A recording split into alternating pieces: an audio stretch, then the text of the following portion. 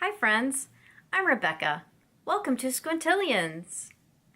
As part of the 2019 Grow Your Dough Challenge, I've put $1,000 into an E-Trade brokerage account.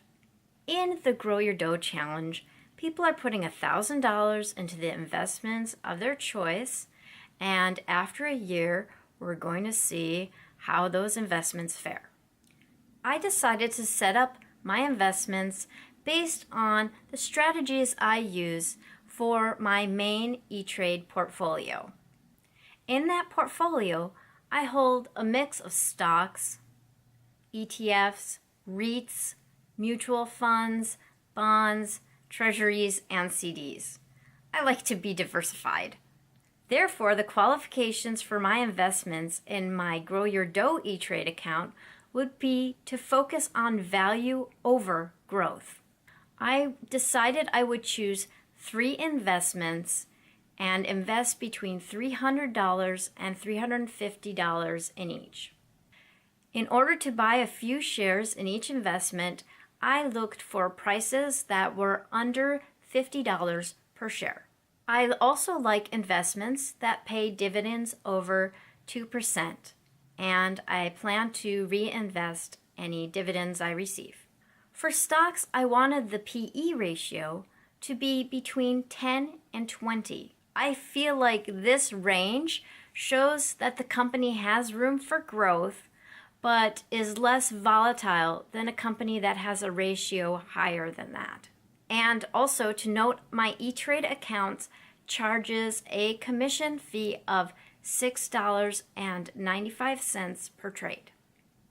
For my first investment, I chose a company in the consumer goods sector that manufactures and markets packaged foods. Some of their many brands include Nature Valley, Annie's, Pillsbury, Haagen-Dazs, Yoplait, Cheerios, and Betty Crocker. Did you guess what it is? I invested in General Mills, ticker symbol GIS. At the time I bought my shares, the EPS was $3.44, and the PE ratio was 12.59. The annual dividend is $1.96 per share, with a dividend yield of 4.53%.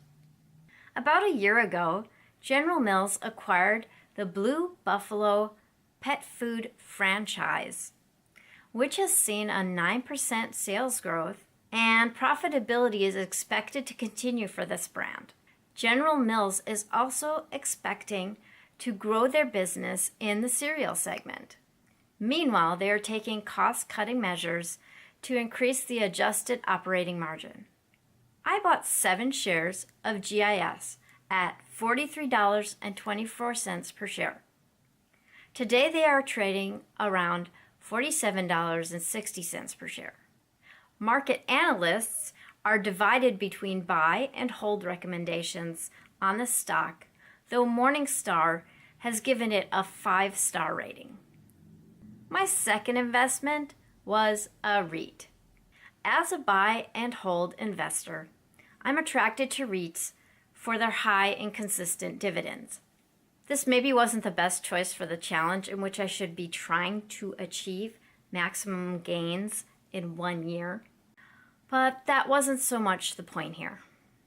I'm really trying to reflect how I typically invest, and this one was all about the dividends. I invested in the Brookfield Property REIT, ticker symbol BPR. It is a subsidiary of Brookfield Property Partners, which is a large player in commercial real estate with $87 billion in assets. The revenue percentages for BPR have been slightly decreasing for the last couple years, and growth has been down, and I feel like I was able to buy the stock at a slight discount. They recently announced their modified Dutch auction, where BPR is buying up to $95 million of its Class A shares at between $19 and $21 per share. One of the reasons I chose this REIT was that the price was inexpensive, and I was able to buy 20 shares for $17.72 per share. At that time, the annual dividend was $1.26 per share with a yield of 7.3%. Today, BPR is trading around $20 per share. The dividend is at $1.32 per share with a yield of 6.63% and a high dividend payout ratio of 84.62%. My third investment choice is an ETF. That stands for Exchange Traded Fund. I read the book A Random Walk Down Wall Street just before starting the Grow Your Dough Challenge. It recommends investing in index funds for the long term, as it is difficult to consistently beat the market over a long stretch of time, even for the professionals.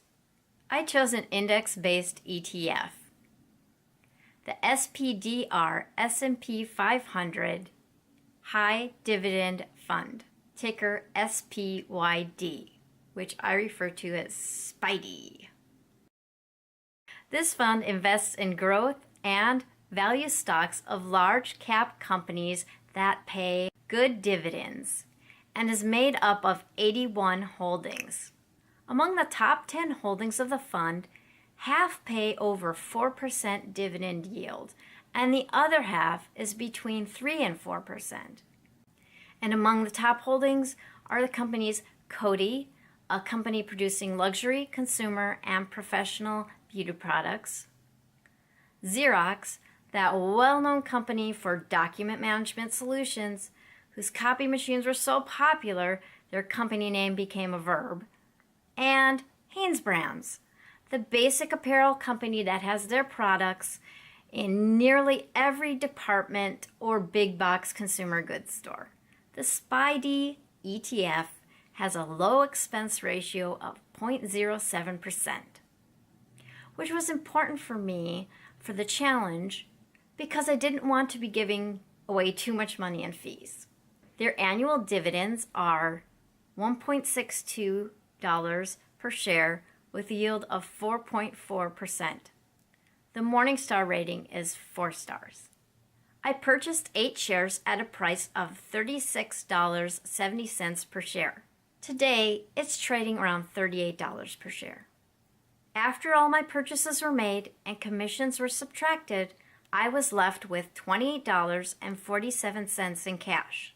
So that was the beginning of my E-Trade account.